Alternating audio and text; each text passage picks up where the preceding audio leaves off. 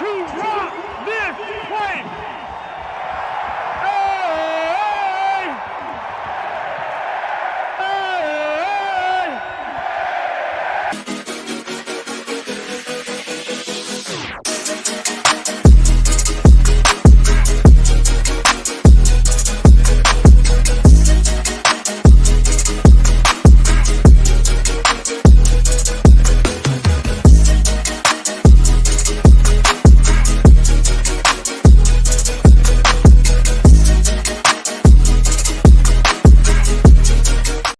Welcome to the Buffalo Sports Conversation Room.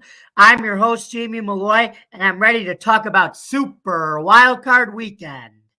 But first, let's bring on my co-host, Joe Dalio, then our special guest this week, Adam McNally, who runs our podcast and is a Steelers fan. So we're going to get both sides on this playoff game this week.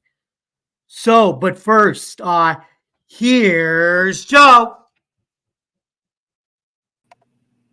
Hey, Joe, how you doing? I am doing excellent. Thank you, Jamie. How you doing? Good. How about you? Doing okay. I'm a snow-weary Buffalonian here. I hate snow more than anything on this earth, and we just got 25 inches of it the other day. And just as we're cleaning up for that, we got another 25 inches coming. So not too happy about that, but this show is an excellent diversion. It's going to put a smile on my face. Hopefully I could put a smile on anybody watching's face here. So looking forward to doing this and especially talking about some good stuff. No kidding. Do we have a lot to talk about? We have a lot to talk about. Well, for you and I, it's our victory, but for this gentleman I'm about to bring on, it's onto the off season for him. So let's bring him on, folks. Ladies and gentlemen, for the first time on this podcast on the Buffalo Sports Conversation Room, our wonderful podcast producer of Driving to the Top Productions and Steelers fan, Mr. Adam McNally. Hey, Adam. How's it going? Guys. Hey, wait. I just got this new thing. I could hit the cheer button for this.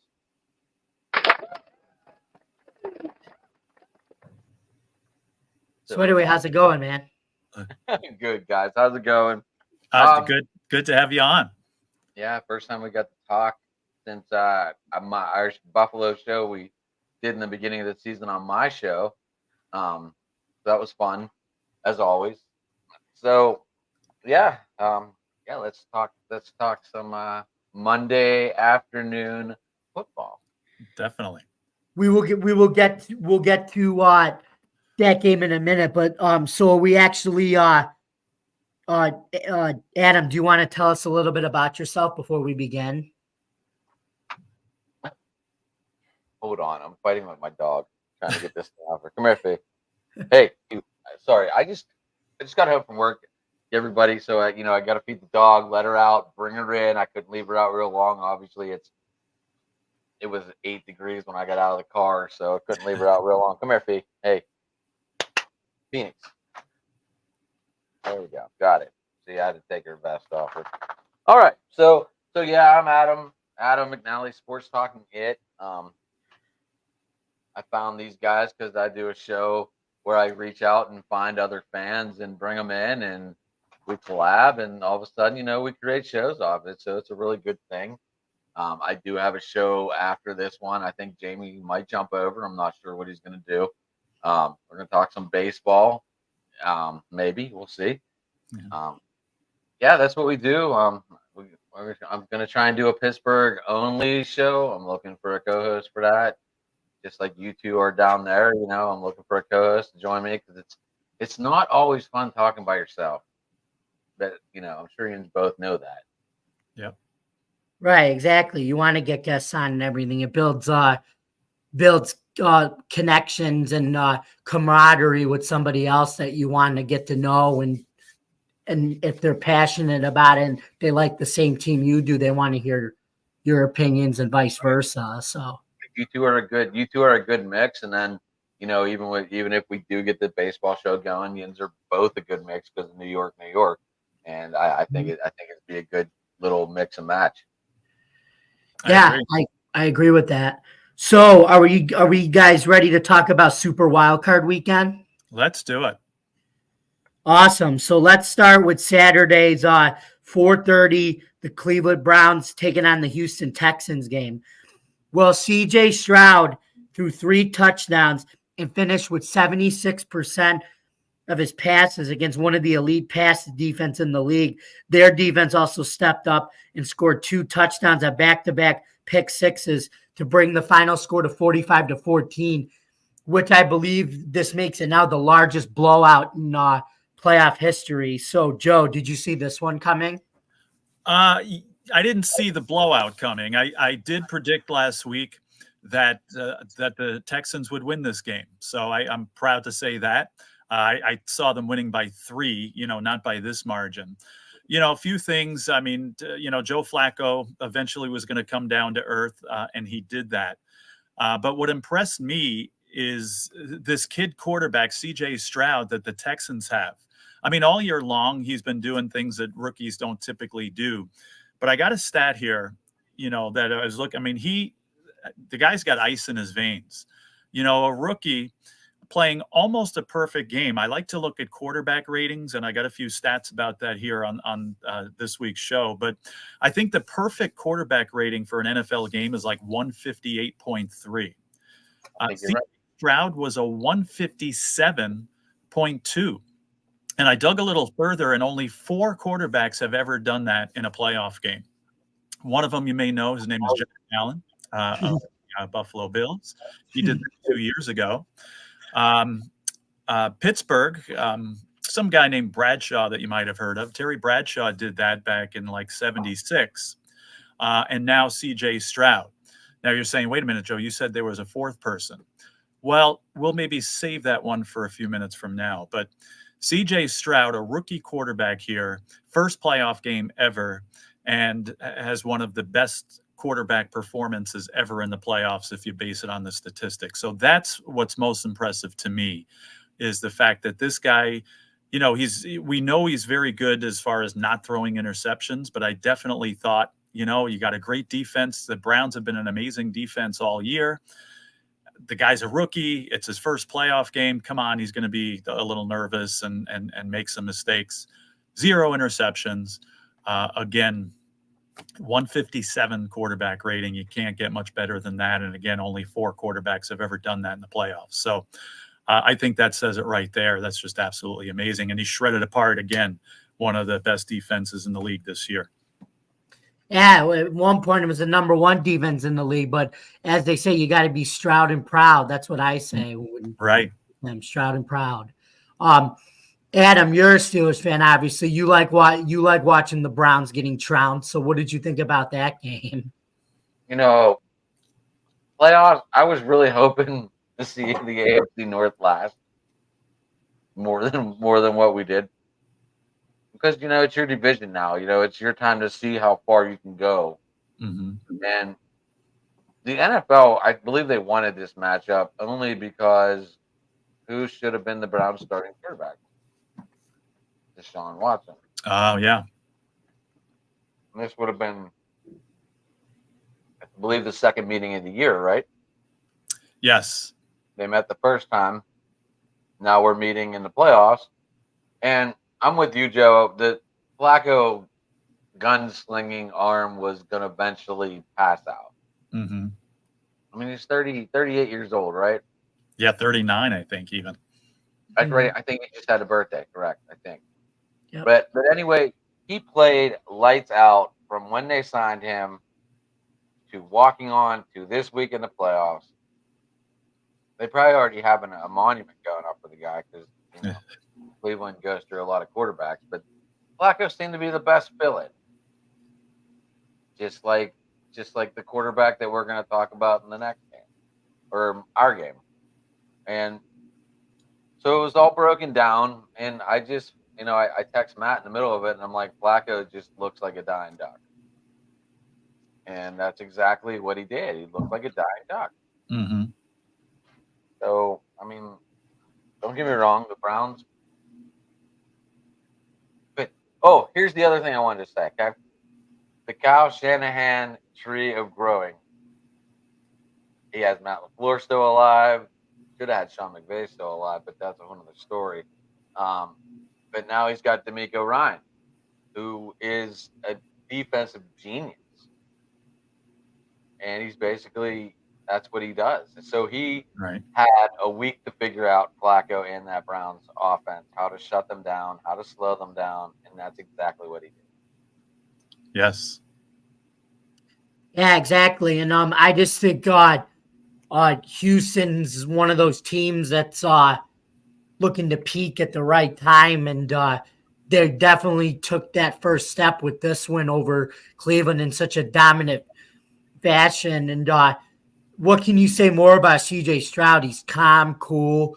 He's very football. He's one receiver, Tank Dell.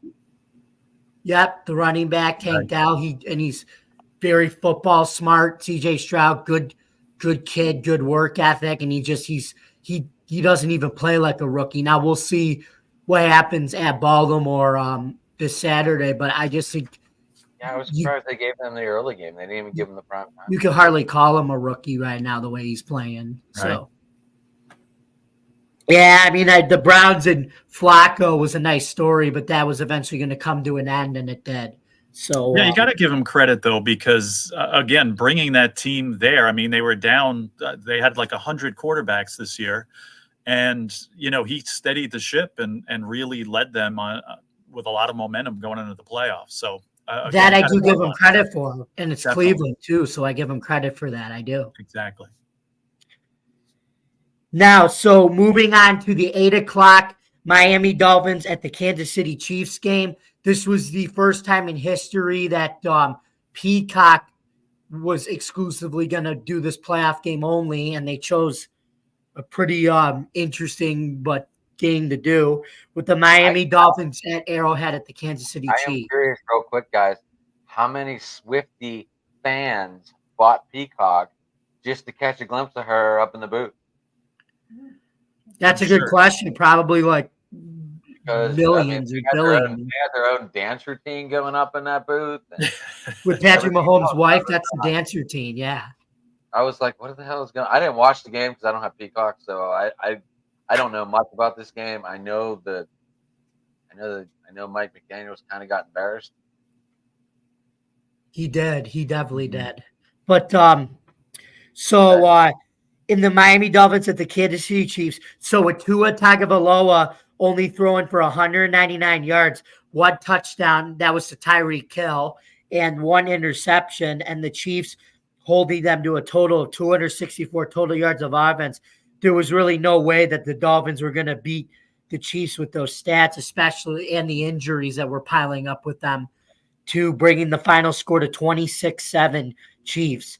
Adam, what are your thoughts on that game, and do you think the weather had anything to do on the Dolphins' play? The Dolphins seem to be playing in frozen water. Anyway, that was just trying to be a joke. Anyway, but like I said, I didn't see much of this game. I thought that the Chiefs were finally going to get back on track. The Dolphins have been a drowning mess. They couldn't even beat you guys to wrap up the division. Right. That's true. I mean, all they had to do was flip on a switch and win 1 game out of the last 4 games of the year. Right. So they were on a complete downward spiral. And honestly, I don't really have was Jalen Waddle that important to this team? He was a no-show. He was basically his ankle. Nothing. He didn't do anything. His ankle's been bothering. But I mean, still, you figure Tua should be more than what he was in these last 4 or 5 weeks. I don't know. I just don't get it. Mm-hmm. So, Joe, your thoughts? Yeah, in my opinion, this game went exactly according to the script. I shared last week, and everybody is aware of this. It's not my information, but how poor the Dolphins play and all warm weather city teams seem to play when it's cold. The Dolphins were 0-7 in games under 40, make that 0-8 now. I just, this went according to the script, and just, also the complaint that, again, the Dolphins hadn't beaten anybody good this year. They had a big test here, and of course they didn't pass it. So, and as Adam said, they were in the downward spiral anyway. Didn't take advantage of their chances to win the division. And, again, not to take away from their season either. The Dolphins are one of the more exciting teams to watch, and they played some great football. And again, just this close to winning a division where a lot of people didn't see that coming. But, there was a game that I saw the Chiefs controlling. I saw the Dolphins really not putting up much of a fight, and that's exactly what happened. And again, I said it too, the Chiefs are going to wake up. The playoffs are a totally different season, and I think they're waking up, and that could be bad news for the Bills. We'll talk about that in a little bit, but kudos to them. They just played an excellent game and just made sure the Dolphins didn't even come close, which is pretty much what happened. Exactly. Adam, what do you think? Oh, no, I already asked you. Never mind. So, anyway, my thoughts about this game is the Dolphins did make it 10-7. It gave kind of the Dolphins fans a little bit of tease that they were going to come back into the game with Tyreek Hill, but that was not going to decide the outcome of the game. The Chiefs basically came to play. It was at Arrowhead. The Dolphins kind of basically packed them in. Give them credit.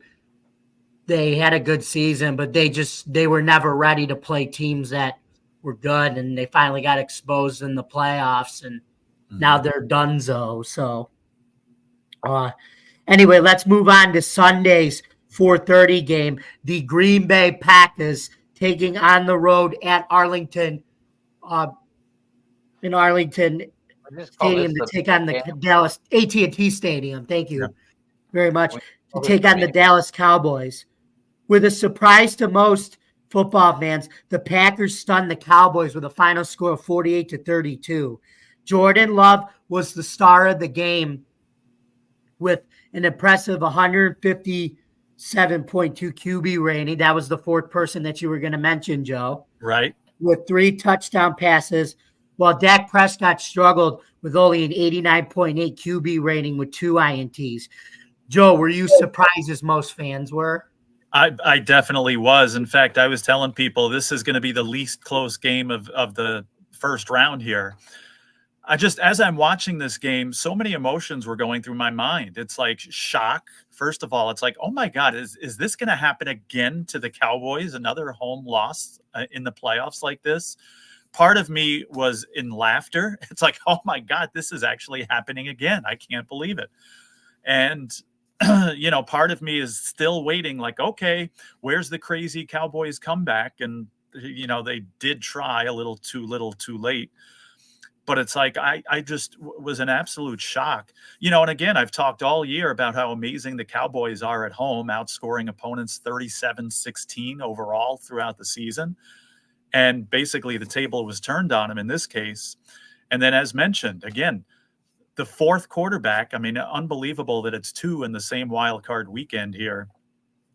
Almost a perfect game. In fact, as I looked here, the completion rate, 16 out of 21. I think that's exactly what CJ Stroud had.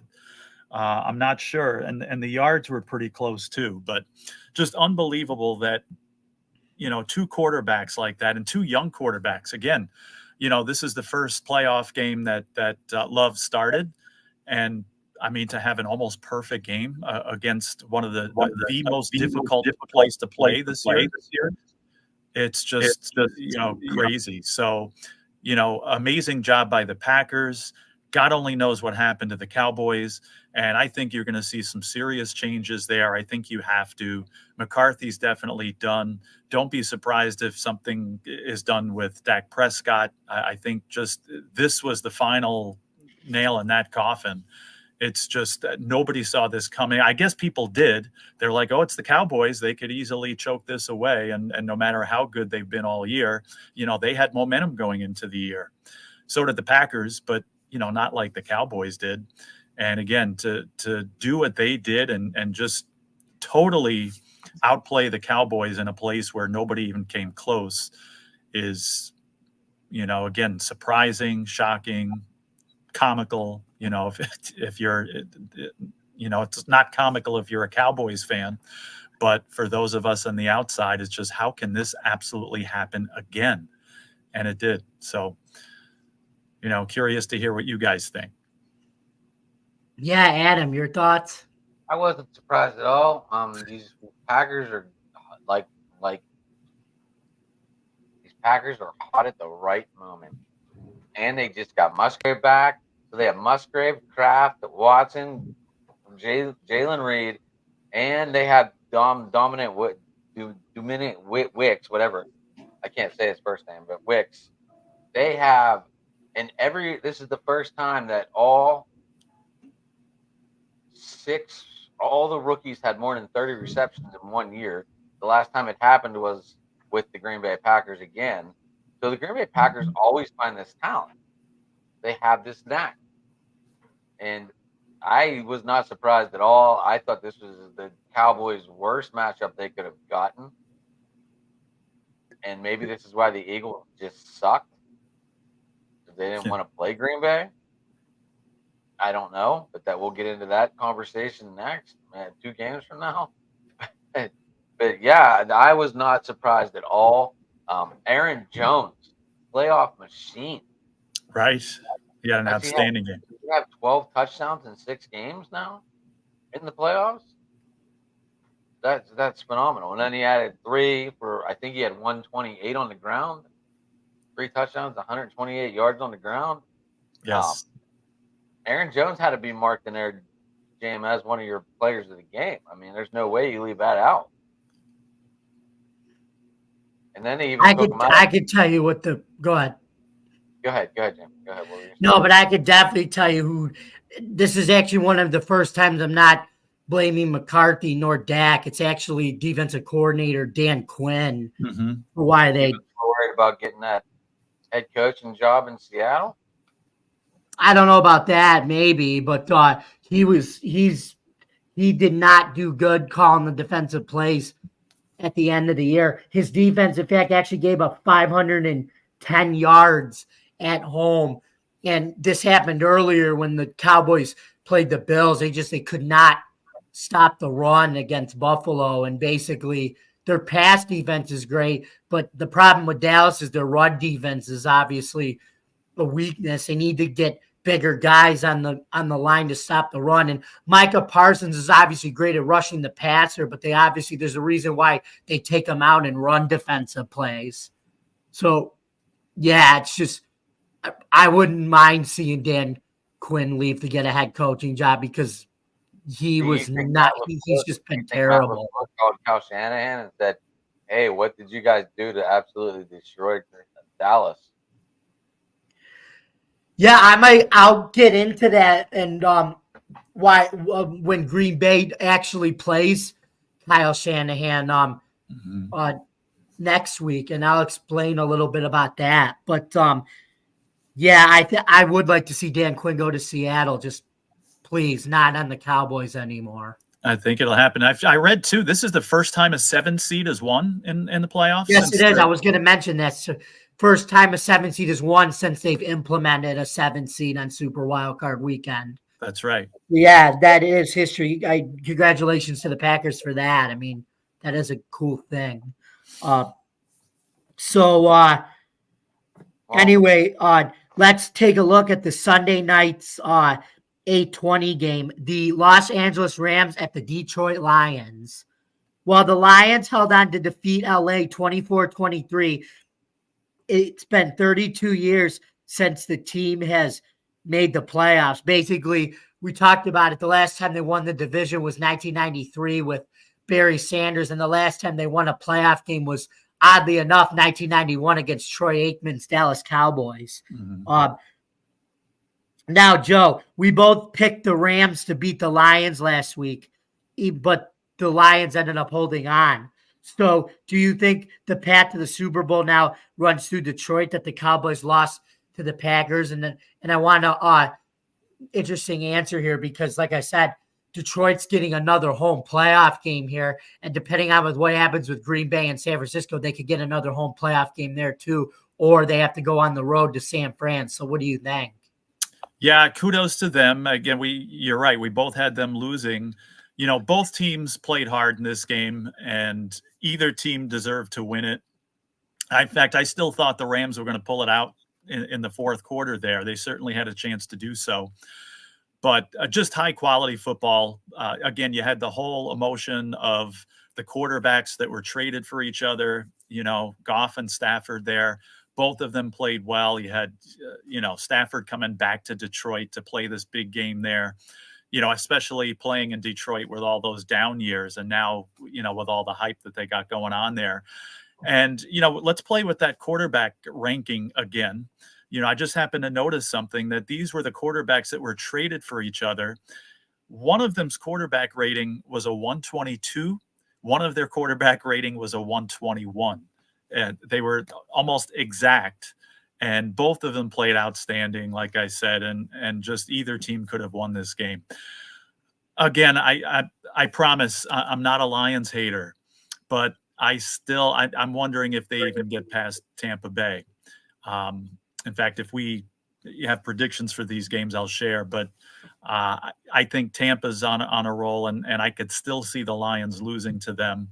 But, I mean, who knows? They win this game and the 49ers win. I don't think they'll win in San Francisco. So, again, it's just I've been wrong about this team all year. I predicted them not to make the playoffs, and then predicted them to lose this first game. I'm predicting them to lose this next one. But, I wouldn't mind if they keep proving me wrong and go all the way to the Super Bowl, to be honest. They're a fun team to watch. They're a good team. The coach is amazing. They're well coached. Yes, he makes mistakes too, but I love the aggressiveness, and, let's see how far they can go. I love the aggression plays that he makes as well. Adam, your thoughts on this game?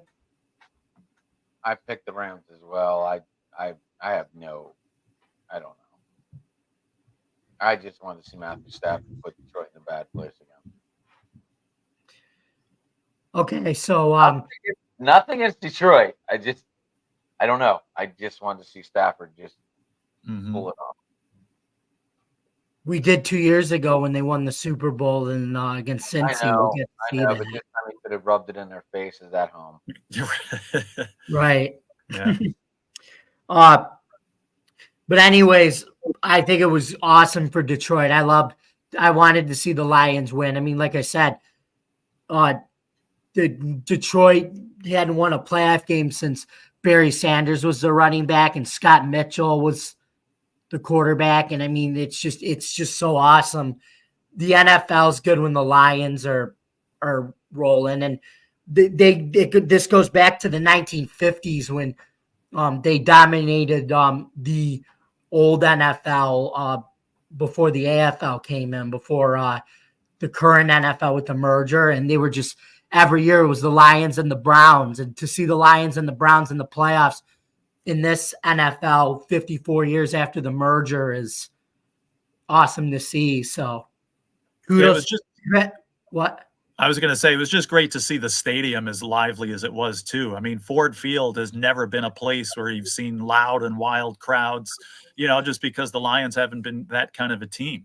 So just to see, I mean, I don't think this stadium has hosted the game. I think that game in 92, the last one they played, if I'm not mistaken, they were still at the Silverdome at that point. Yes, they were. So this is, Ford Field, the first playoff game being played there. Just great to see the place as lively and energetic as it was. And like you said, I agree with that. The NFL is better when the Lions are good. Yeah, exactly. And it was actually the first playoff game that they got to host since, I believe, Super Bowl 40, when obviously the Steelers won that one against the Seahawks. That was when the last time Ford Field got to host a big event, but even that crowd wasn't even as loud then too. Right. There. It might have been loud.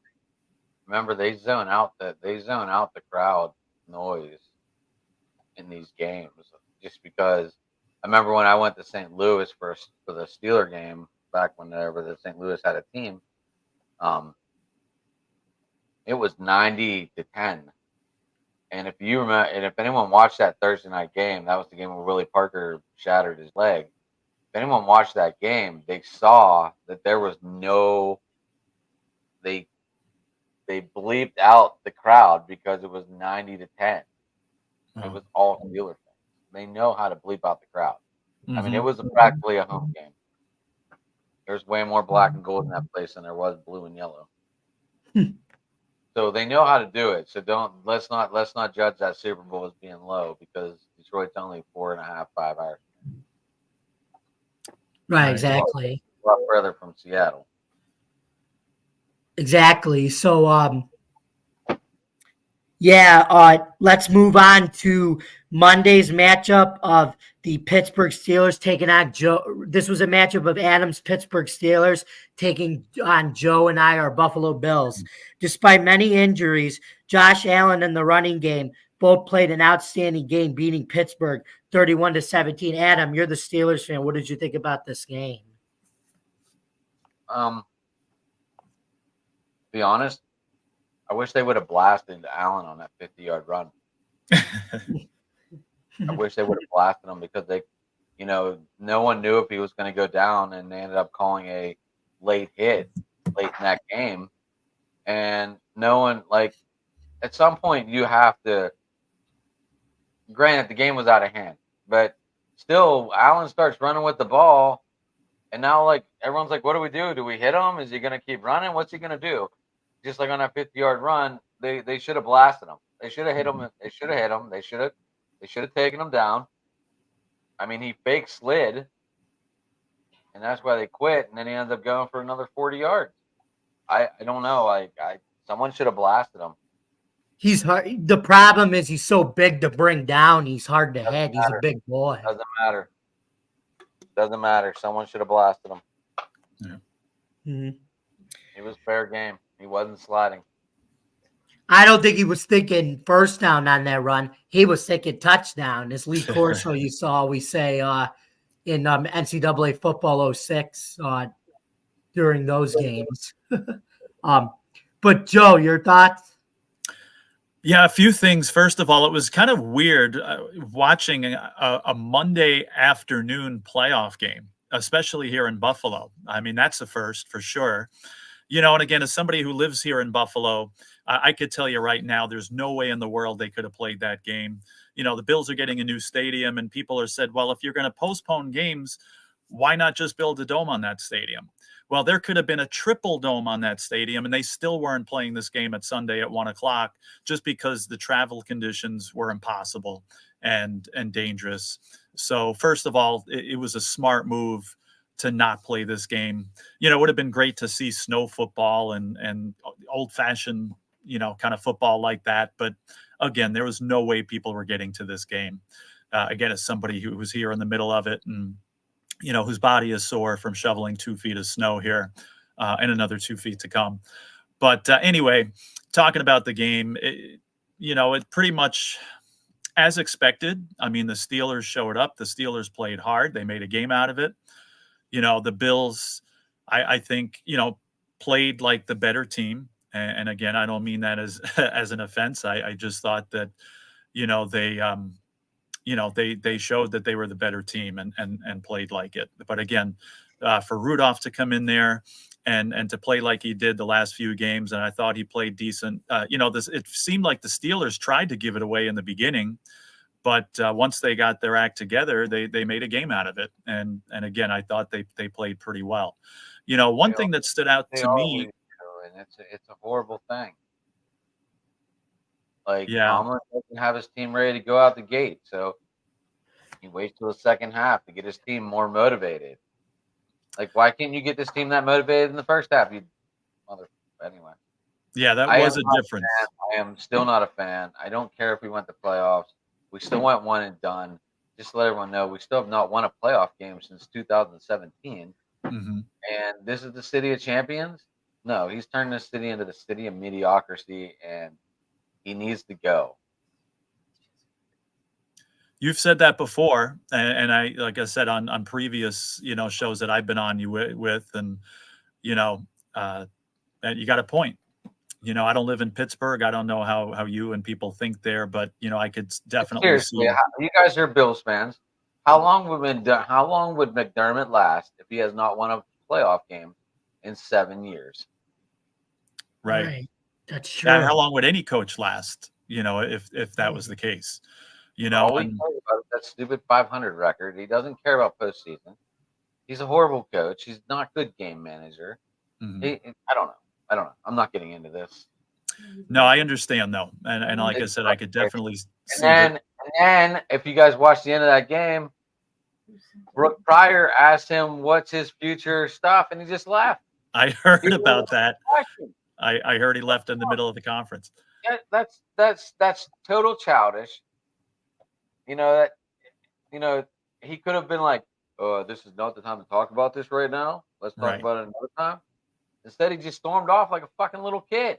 Right. But I just one more thing to say about that game with the Bills. They had 5 receivers that caught at least 2 passes. So we've been talking about that throughout the season, how there's a lot of depth there, how there's a lot of variety there. I like the way they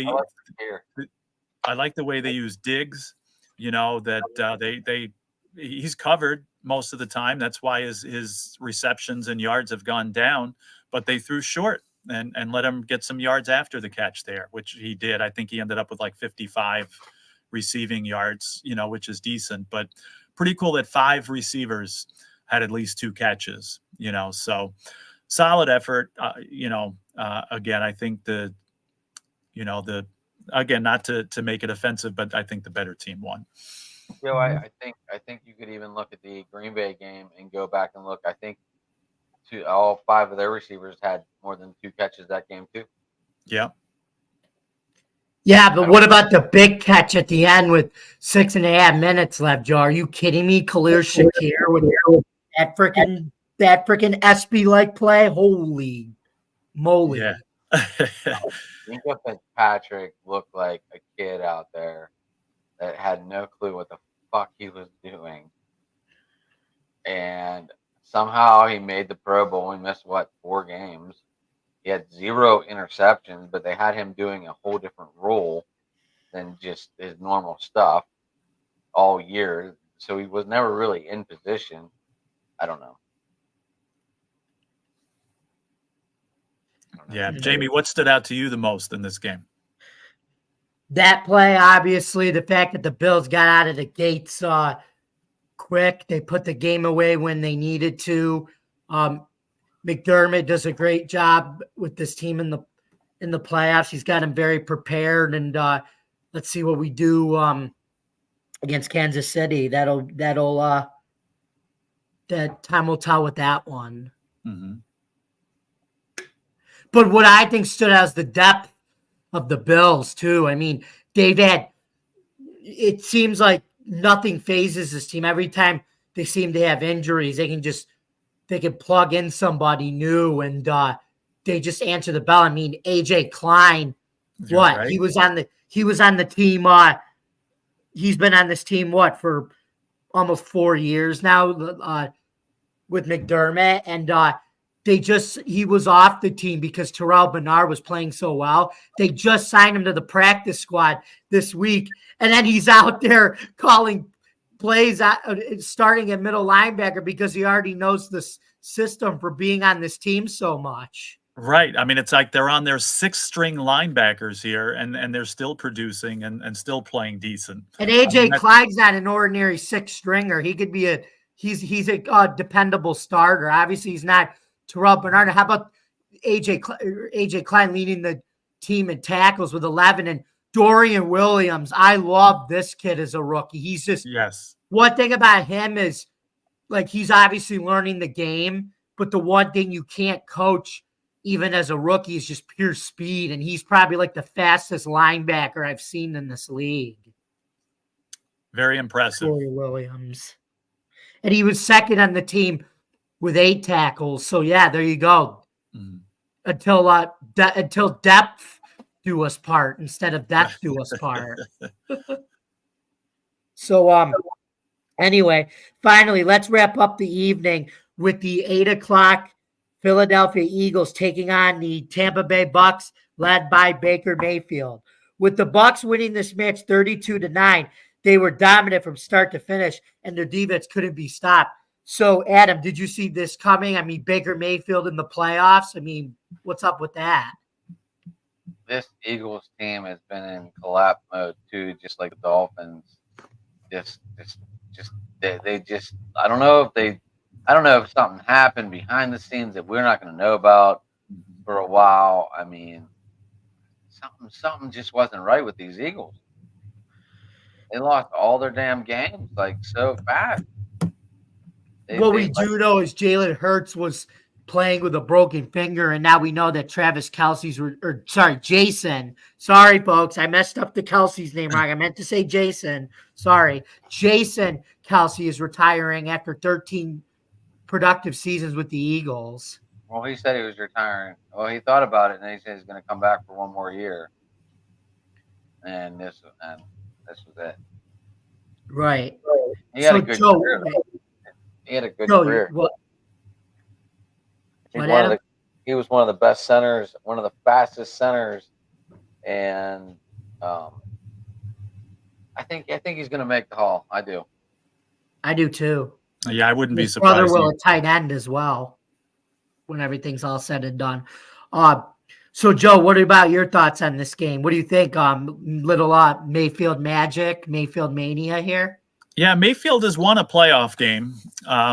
We won't talk about the opponent that he beat, but he's won in the playoffs and he's been on a roll the last few weeks. Now, I'm going to be honest. I picked the Eagles to win this game. I thought, kind of like the Chiefs. The playoffs. Sometimes you get good teams that all of a sudden it's a new season that have the experience that turn it up a notch. And I thought the Eagles were a better team. I still think the Eagles are a better team than the Buccaneers. And again, you're talking about Jalen Hurts, with his finger on backwards there, and he still threw for 250 yards. So, he played decent. Devontae Smith, give him credit. He had, I think, 140 yards or something receiving. So, they played well on offense, again, considering, the situation with Hurts. Defensively, however, they just didn't show up.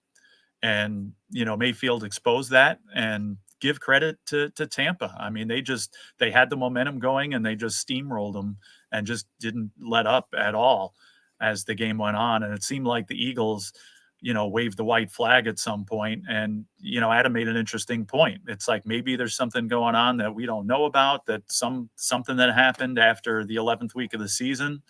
But, something's broken there. And I kept thinking it was going to get fixed, but obviously that's not the case for this season. So, excellent job by Tampa. I think they got that momentum, and, I don't think it's going to stop, until they get to Santa Clara. But,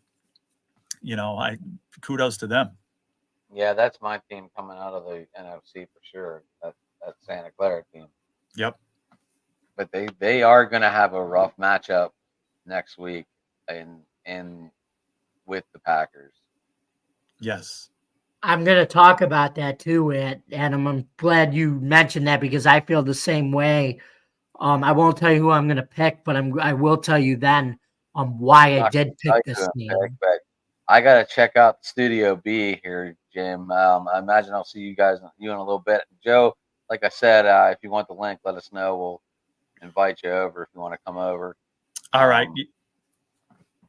But yeah, it should be a good show over there tonight after this. You guys, thanks for letting me come on. We'll do the Thanks for coming on, Adam. But wait, real quick though, where can we find you in this world of social media on January 16, 2024? Sports Talking It on the X now, not Twitter. You can find us all on Driving to the Top Productions on YouTube.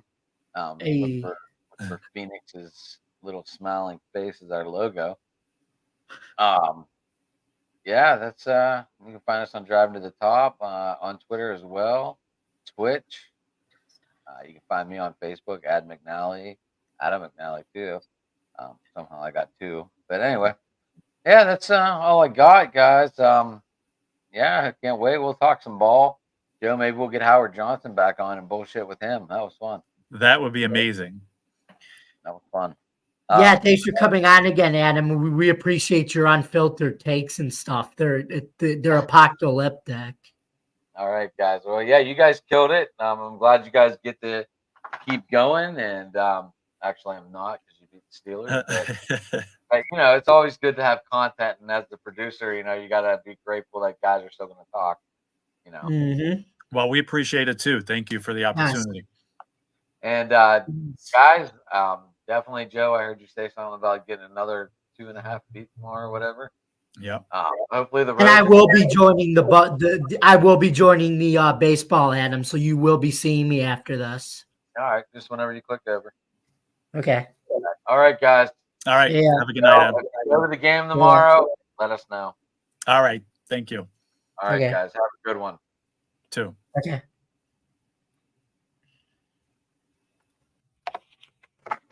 Oops, sorry, Joe. There we go. I'm not leaving yet. Sorry, I accidentally removed you there, though. But to our viewers, what did you guys think of Adam? He's kind of a character, isn't he?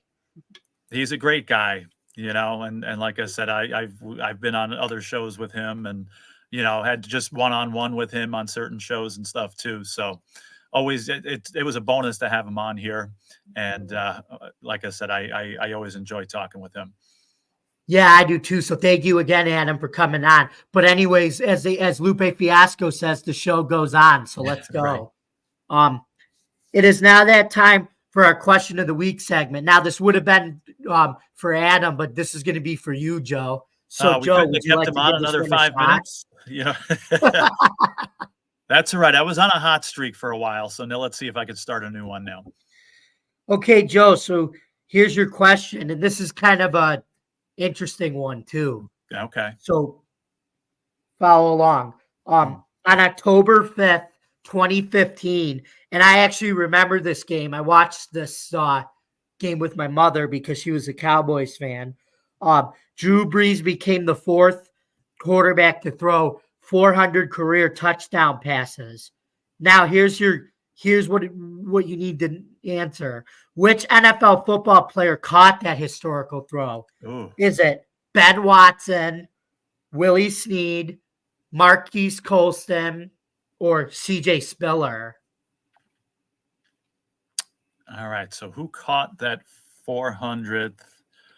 Could you repeat the choices one more time, please? Sure. Ben Watson, Willie Snead, Marquise Colston, or C.J. Spiller? If I remember right, I'm not 100% with this answer, but I'm going to say Ben Watson. Nope. Who was it? It was C.J. Spiller. Really? See, he's the last guess. He's the last one that I would have guessed. But all right, I guess but remember, there was a time where when he was in his prime, he was actually not playing bad football. Right. So, and I thought even with the Bills, given their environment at the time, he had his moments too. Right. Yeah, just not consistent enough. But yeah, that's a good question. That's an excellent question. I just thought for some reason Ben Watson stood out. He was older at that point, and I figured, he was a veteran, and the veteran caught the big pass there. But obviously, not going to make excuses. I guess I didn't know. No, it was the speedy C.J. Spiller who ran like a 4.28 40-yard dash. I remember that. Right. They were comparing him to Chris Johnson at the time of Tennessee. So it happened on a Sunday night game against the Dallas Cowboys on the second play from scrimmage. In overtime, Brees hooked up with Spiller, and he went 80 yards while taking it to the house for a score. So anyway, now that sorry, folks, we are almost out of time. But before we wrap up, let's do our predictions for the AFC, for the divisional rounds of both the AFC and NFC on Saturday and Sunday. So we begin with the Saturday portion of the schedule, starting with the first AFC divisional game with the Houston Texans going to M&T Bank Stadium to take on the Baltimore Ravens. Joe, who do you got winning, and what do you think the final score is going to be? All right. Well, the Ravens are waiting, and I'm sure if you're a Ravens fan, you're a little nervous about this game. We talked about it before. They were the number one seed. I don't know. It was 2018. I'm thinking it was losing to Tennessee at home. With Lamar Jackson there as the number one seed. So, again, just seeing what happened to the Cowboys here, there is no reason to think it can't happen, to the Ravens as well. I actually think the Ravens get off to a nervous start here, but end up getting control of this, again, playing like the better team. I think the Texans show up and play well. I think this score, it's going to be one of those games. The final score I have is the Ravens 28 and the Texans 17. I think the game is closer than that, though. But, I think the Ravens take it away in the end, and it's 28-17 Baltimore. Okay, so here's what I think. I think the Texans are on a hot streak right now. CJ Stroud already looks like a veteran playing even though he's a rookie, playing 45-14 victory over Cleveland, but that was a home game. Mm-hmm. Now this is where the real test starts, where he's going on the road in a tough environment like the Baltimore Ravens, similar to what Steve said when Mac Jones was playing well as a rookie, and then he went into the Bills wildcard playoff game, and obviously we know what happened with that. Mm-hmm. But I think Houston keeps the game close.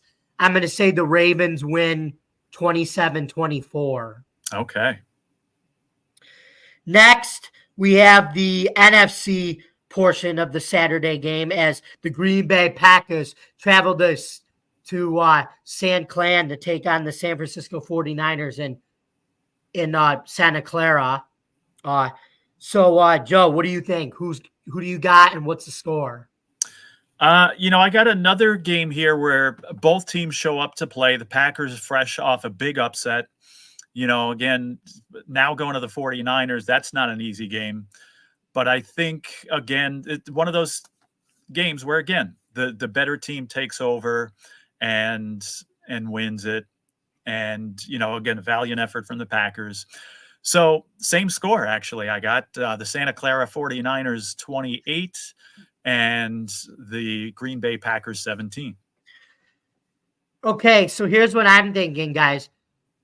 What the 49ers do really well is they play that typical Kyle Shanahan offense where you just set up the right plays, you control clock, you hit them with play action, and you mix it up with the running and passing game, and you also pound the rock at the end to consume 8 or 9 minutes, just like the father Mike used to do. However, though, if you watch Green Bay against Dallas, they kind of did the same exact thing. And I think the Packers kind of have the exact same format as the 49ers. And I'm actually going to go here. If Green Bay can outplay the 49ers system and beat them at their own game with running the ball with Aaron Jones and controlling the clock, I'm actually going to say the Packers are going to upset the 49ers. Wow. And I got the score. I got the Packers 30, the 49ers 29. I love the bold pick. Yeah, especially because, like I said, Green Bay could play kind of the exact same style the 49ers do a little bit. But right.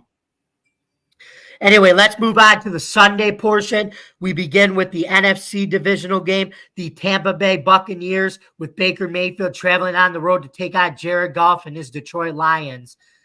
Now, Joe, you already kind of hinted at Tampa upsetting Detroit there, but what do you think the final score is going to be? Yeah, and I think it's going to be a very, very similar game to the Lions-Rams game that we had earlier, this past weekend. Again, both teams show up, both teams play hard. Last week, the Lions won against the Rams 24-23.